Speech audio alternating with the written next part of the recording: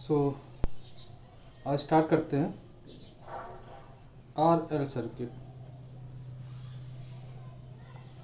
Circuit diagram कैसे बनेगा।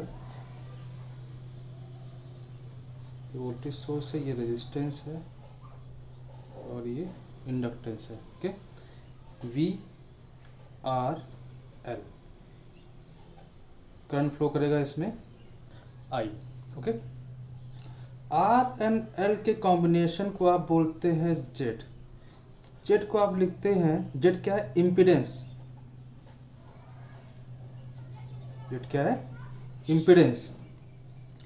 इसको लिखते हैं R plus j times X L. X L क्या है, omega L equal to 2πf L. Okay,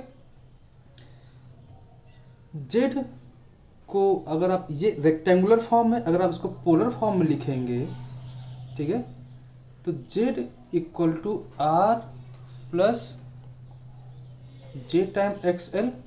तो जेड मॉड जेड क्या होगा आपका, root of R square plus X L square and tan phi क्या होगा, X L divide by R. Okay, तो phi क्या हो जाएगा हमारा, फाइव हो जाएगा tan inverse X L divide by R. तो जेड को आप लिख सकते हैं mod Z at an angle of phi. Okay, तो ये हमारा क्या हो गया, पोलर फॉर्म में, पोलर फॉर्म। ठीक है, पोलर फॉर्म। तो करंट एंड वोल्टेज, हम फिर से करंट एंड वोल्टेज की बात करेंगे। सपोज मैं ड्रॉ करता हूं एक वोल्टेज वेव फॉर्म, ये हमारी वोल्टेज वेव फॉर्म है। ओके, पाई 2π। ठीक है, अब इसे करंट देखते हैं कैसे बनेगी, करंट वेव फॉर्म कैसे बनेगी। ठीक है, ये हमारी वोल्टेज है V। अब देखिए, कैपेसिटर तो है नहीं, इंडक्टर है, तो किसी न किसी एंगल से लैग करेगा। ठीक है, किसी न किसी एंगल से लैग करेगी वोल्टेज, करंट सॉरी। तो सपोज मैं मान लेता हूँ कि फाइव से लैग करेगी, तो जो हमारा करंट होगा वो फाइव से बाद में स्टार्ट होगा, 5 डिग्री से। तो ये कुछ इस तरह से होगा, ये हमारी आई। देखिए आई निकालते कैसे, I equal to V by Z. Okay, V as a reference, V at an angle 0 divide by Z at an angle 5। ठीक है, तो v divide by Z equal at an angle -5। तो ये -5 शो कर रहा है ना, तो मीन्स आपकी जो करेंट है आई वो -5 से लैग कर रही है। ठीक है, तो आपके आर एल के केस में करंट वोल्टेज को 5 डिग्री से लैग करेगी, 5 एंगल से लैग करेगा। ठीक है, अब नेक्स्ट देखते हैं वेक्टर एडिशन करते कैसे हैं। वेक्टर एडिशन, सपोज आपको ऐड करना है, मान लेते सपोज आपके पास r plus Z equal to R plus j time X है। ठीक है, इसको ऐड करना है, तो r क्या है, रेजिस्टेंस है r।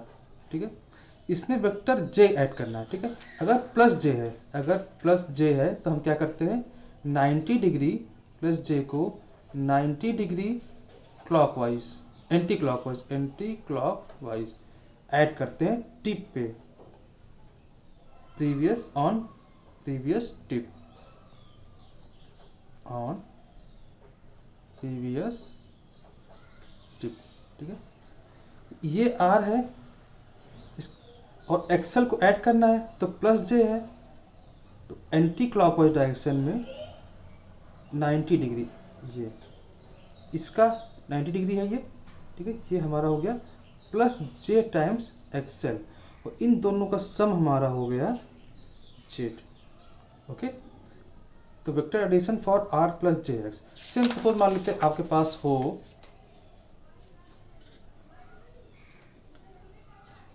Z equal to R minus J X C. ठीक है, इसमें कैसे ऐड करेंगे, इसमें क्या है कि अब देखिए प्लस जे है तो 90 degree in anti clockwise add करते हैं, ठीक है। माइनस जे है तो 90 डिग्री इन क्लॉकवाइज ऐड कर देंगे, ठीक है। Z equal to, so R Z कैसे ऐड करेंगे, ये आपका आर हो गया, आर में ऐड करना है। माइनस जे मीन्स एंटी क्लॉकवाइज माइनस जे एक्सी, और ये हमारा जेड हो गया, ठीक है। ये इस तरह से हम वेक्टर एडिशन करते हैं, ठीक है। अब सेम पावर देखते हैं, पावर क्या होगा, power P average equal to V into I. V क्या है हमारा, V m sine omega t, ठीक है। आई क्या है, I m sine omega t minus phi, ठीक है, यही है हमारा, ठीक है। ये देखिए आई क्या है, सेम ही है वी का ही, प्लस माइनस 5 डिग्री को लैग कर रहा है। वेवफॉर्म से देखिए सेम वेवफॉर्म है, बस माइनस 5 डिग्री से लैग कर रही है, ओके। अब V m I m sine omega t into sine omega t minus 5, ये फार्मूला किसका है, ये फार्मूला आपको दिख रहा है 2 sine A sine B. Formula क्या है ये, cos A minus B minus cos A plus B, okay. तो ये आपका हो जाएगा पी एवरेज, अप्लाई करते हैं तो V m I m divide by two times sine omega t sine omega t minus 5, ठीक है। ये फार्मूला बन गया हमारा। अब इसको करते हैं, P average equal to V m I M by 2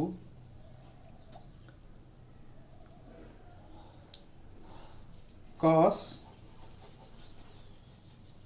A minus B omega t minus omega t minus minus plus 5 minus cos A plus B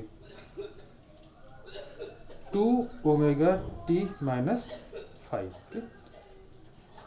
तो ये हमारा हो जाएगा V m I m divide by 2 cos 5 minus cos 2 omega t minus 5, ठीक, ये हो गया। अब यहाँ से देखिए इसको अलग अलग कर लेते हैं, V m I M by 2 cos 5 minus V m I M by 2 cos 2 omega t minus 5। तब सेम ये जो पावर है इसकी फ्रिक्वेंसी 2 टाइम्स है, तो ये क्या हो जाएगी 0। तो P average equal to V M by root 2 ले सकते हैं, I M by root 2 into cos 5, ये क्या हो जाएगा V R M S I R M S cos 5, ये हमारी आर एल की पावर है, आर एन एल की पावर। इस इक्वेशन में cos 5, ये तो हमारा आर एम एस वोल्टेज हो गया, ये R M S current, cos 5 क्या है, cos 5 को हम बोलते हैं पावर फैक्टर, ठीक है। अब पावर फैक्टर क्या है ये देखते हैं। पावर फैक्टर, पावर फैक्टर को आप लिख सकते हैं P divide by V R M S into I R M S. ठीक है, पावर फैक्टर की वैल्यू हमेशा 0 to 1 के बीच में ही रहेगी। ठीक है, मीन्स या तो P इसके बराबर हो सकता है या तो इससे कम हो सकता है। ठीक है, P जो है VIRMS एंड IRMS से ज़्यादा कभी नहीं हो सकता है। ठीक है, तो P को क्या बोलते हैं? P को आप बोलते हैं power factor equal to, P है आपका active power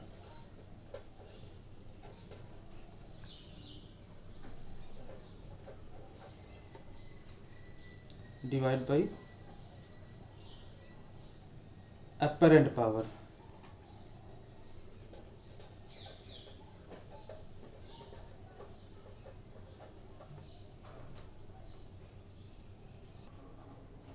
so active power हमेशा अपरेंट पावर से आपका कम होगा। ठीक है, इसको एक्टिव पावर को आप रियल पावर भी बोलते हैं। ठीक है, and power divide by apparent power. Okay, formula फिर से लिखते हैं, P equal to V I cos phi. Cos phi ये भी शो कर रहा है, cos phi, phi is the angle between V and I, angle between V and I। Suppose ये आपका वोल्टेज है। ठीक है, करंट वोल्टेज को फाई एंगल से लैग कर रही है। ठीक है, तो अब देखिए, if phi is small, phi is small means theta phi is approximately equal to 0। ठीक है, तो P इक्वल टू क्या हो जाएगा, V इंटू आई। कॉस 0 कितना होगा, 1, कॉस 0 1 होगा। तो P equal to V I, P equal to V I means कि जितना आपका रियल पावर है उतना ही अपरेंट पावर। अब देखिए, रियल और अपरेंट पावर डिफरेंस क्या, सपोज आपने किसी मशीन को पावर दिया, आपने पावर दिया उसको 100 वाट। ठीक है, बट वो कंज्यूम जो उसकी वर्किंग पावर है वो आपकी 90 वाट ही है। ठीक है, आपका दूसरी जो पावर है उसको आप बोलते हैं रिएक्टिव पावर। आप या तो इसको ये बोल सकते हैं कि वो लॉस हो गया, या किसी और टर्म ने उसने अगर मशीन है, मोटर है, तो उसको रोटेट करने में उसने हेल्प किया। ठीक है, तो apparent power, apparent power, apparent power is equal to real plus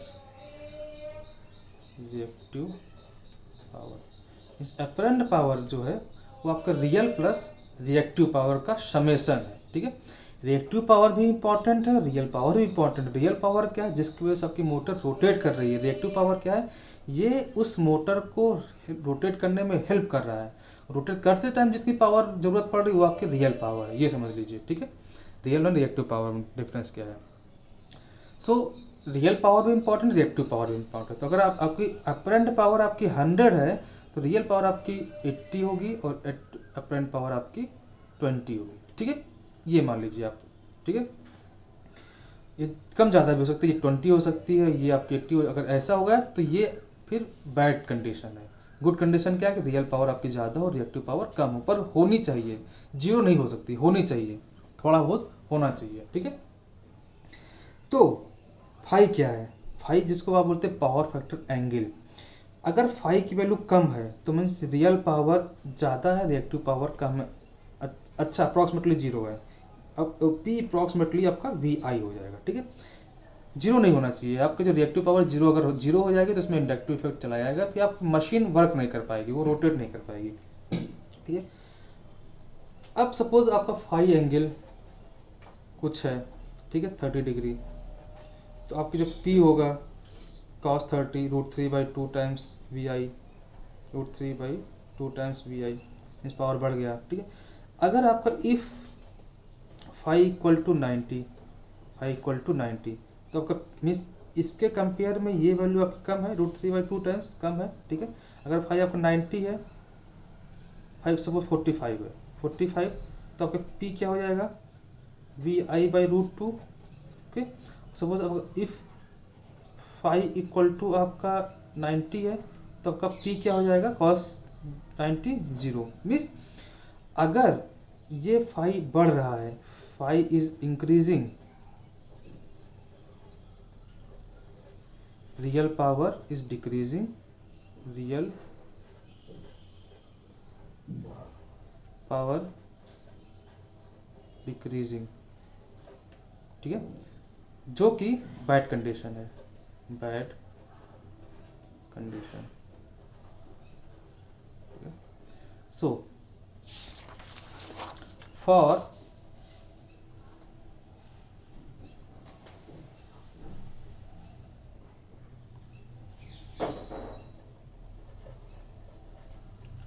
good condition,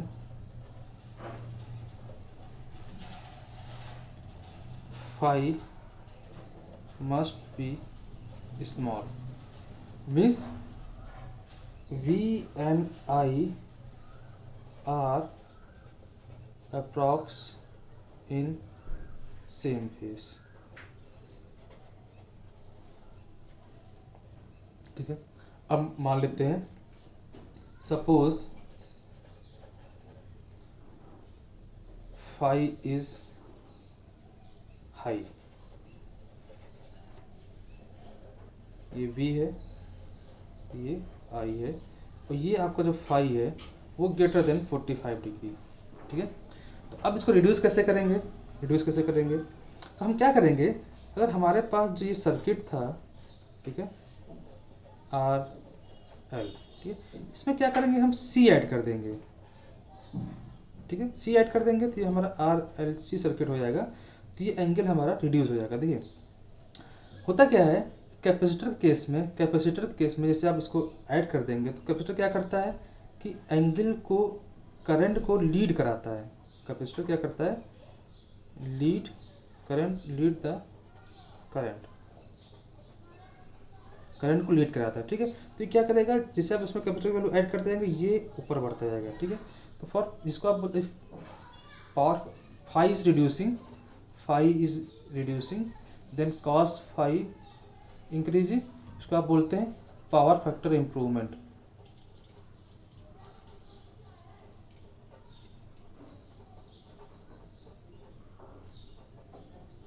power factor improvement. तो पावर फैक्टर कैसे इम्प्रूव करेंगे, in case of inductive circuit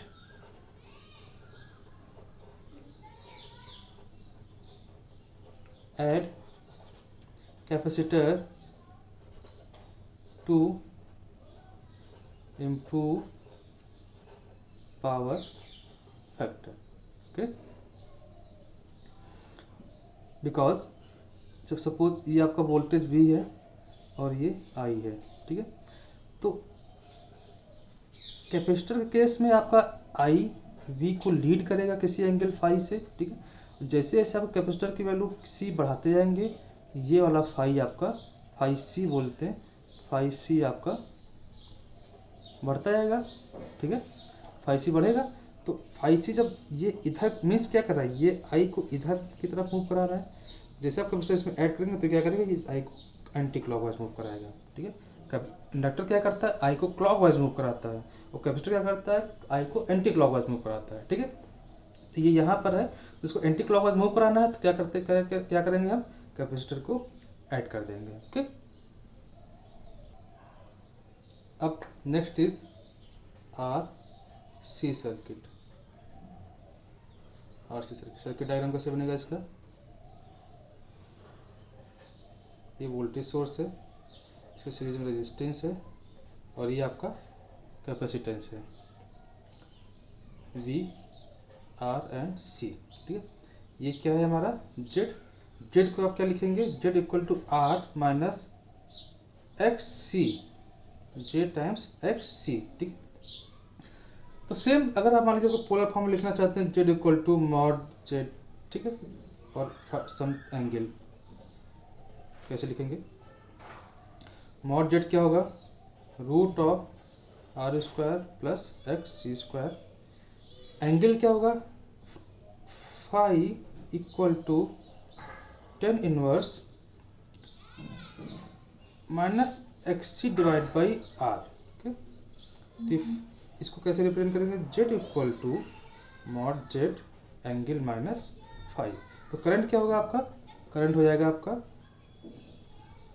V divide by Z, so V angle 0 divide by mod Z angle minus five, ये हो जाएगा आपका V divide by mod Z angle plus five. Means current जो है voltage का, तो ये तो जेड तो कांस्टेंट वैल्यू है, ठीक है, कांस्टेंट वैल्यू है, जो भी वोल्टेज की वेव फॉर्म होगी वही आपके करंट की वेव फॉर्म होगी।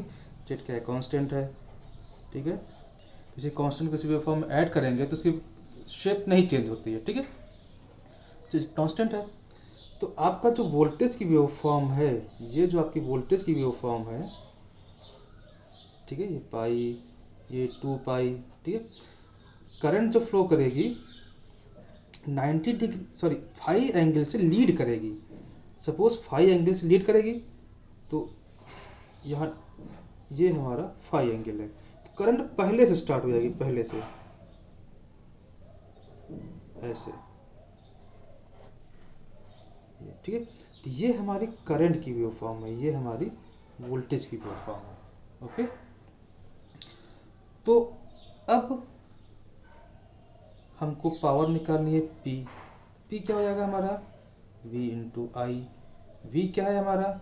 Vm sign omega T, and I क्या है? Im sign omega T plus five, five angle से लीड कर रहा है तो प्लस फाइव, ठीक है। तो आप इसको फिर से लिख सकते हैं Vm by Im divide by 2 into 2 sign omega t into sine omega T plus five, ठीक है। तो ये आपका 2 साइन ए साइन बी का फॉर्मूला बन गया। इसको अगर आप पुट करेंगे तो ये कुछ इस तरह से आएगा। फॉर्मूला अप्लाई करने के बाद बाई 2, क्या फॉर्मूला क्या बन गया? 2 sine A sine B. Formula होता है क्या ये? Cos A minus B minus cos A plus B. Okay, so cos A minus B 5 minus cos A plus B 2 omega T plus 5, V M by pi, sorry V M into I M by 2 cos 5 minus V M into I M by 2 cos 2 omega T plus 5। Same, अब फिर ये जो power है इसकी जो cos है वो उसकी फ्रिक्वेंसी डबल है, तो ये 0 हो जाएगा। तो हमारे पास जो बचेगा P equal to V M by root 2 I M by root 2 cos pi V R M S I R M S cos 5, ठीक है। फॉर्मूला दोनों के केस में सेम है, बस फर्क इतना है कि इसमें जो 5 एंगल वो लीड करेगा और इंडक्टर के केस में 5 एंगल आपका लैग करेगा। ओके, तो अब सपोज मान लेते हैं कि आपका जो सर्किट है ये, इसमें जो वोल्टेज था ये V, इसमें करंट फ्लो करेगी 5 एंगल से लीड करेगी I, ठीक है, 5 एंगल से लीड करेगी। P equal to V into I cos 5, ठीक है। तो मैं कॉस 5 पावर फैक्टर, अब यहाँ पे क्या है? Cos 5 same real upon reactive power, real upon apparent power,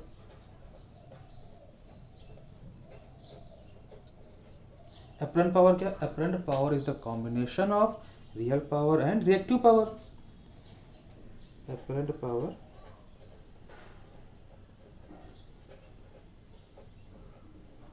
real plus reactive power.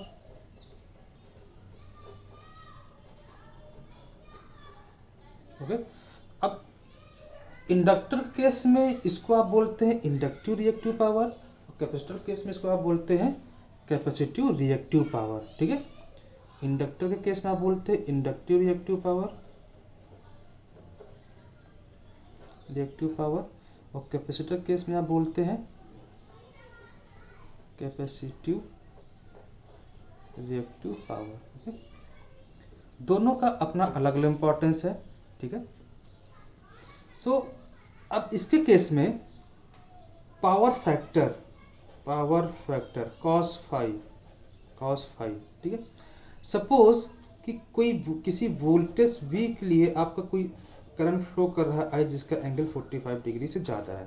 ठीक है, 45 डिग्री से ज़्यादा मीन्स जीरो की तरफ टेंड कर रहा है, तो जो आपकी रियल पावर होगी वो कम होगी। ठीक है, अपरेंट रियल पावर आपकी कम हो जाएगी। सो इसको इम्प्रूव करने के लिए क्या करना पड़ेगा, जो हमारा प्रीवियस सर्किट था, सॉरी ये कैपेसिटर के साथ हम क्या करेंगे, इसमें इंडक्टर लगा देंगे RCL। इंडक्टर क्या क्या काम है, इंडक्टर क्या करेगा, इसको क्लॉक लैग कराता है ना इंडक्टर में क्या करंट लैग करती है, तो इसको क्लॉक वाइज ले जाएगा। कैपेसिटर क्या कर रहा था, इसको एंटी क्लॉक वाइज लेके जा रहा था, तो इंडक्टर क्या करेगा, क्लॉक वाइज ले जाएगा। क्लॉक वाइज ले जाएगा तो क्या इनके बीच का एंगल जो है वो कम हो जाएगा एट इंडक्टर। ठीक है, so phi will reduce and power factor improve. तो कैपेसिटर केस में आप इंडक्टर को ऐड करेंगे जिससे कि आपका पावर फैक्टर इम्प्रूव हो जाएगा। ओके, सो बाकी नेक्स्ट क्लास में करते हैं।